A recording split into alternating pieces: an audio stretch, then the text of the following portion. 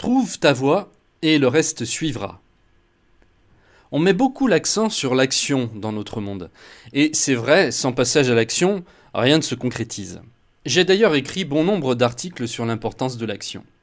Par contre, j'aime explorer la voie du milieu, celle qui consiste à éviter les extrêmes et à ne pas opposer les choses entre elles.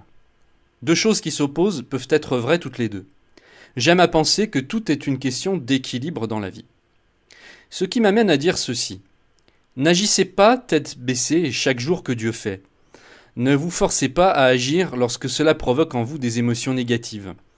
De grâce, ne faites pas les choses par obligation. Le temps est trop court sur cette terre pour s'obliger à faire quoi que ce soit ou s'infliger des peines inutiles. Dans Conversation avec Dieu, Neale Donald Walsch dit « Quelqu'un m'a dit un jour qu'il n'y a que 3 choses à considérer lorsqu'on démarre une nouvelle entreprise. L'endroit, l'endroit et l'endroit. » Et Dieu lui répond « Autrement dit, non pas que vas-tu faire, mais où vas-tu te trouver ?» Autrement dit, si vous faites les choses en forçant, vous ne serez pas dans un bon état d'esprit. Et sans un bon état d'esprit, vous ne pourrez pas être efficace. C'est pourquoi l'endroit où vous vous trouvez, l'état d'être dans lequel vous êtes, est bien plus important que ce que vous faites. Lorsque vous êtes dans de bonnes dispositions, il est toujours beaucoup plus facile d'agir.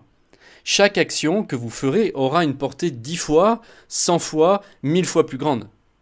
C'est peut-être ce qui fait la distinction entre les gens qui réussissent et les autres qui peinent à obtenir quelques miettes.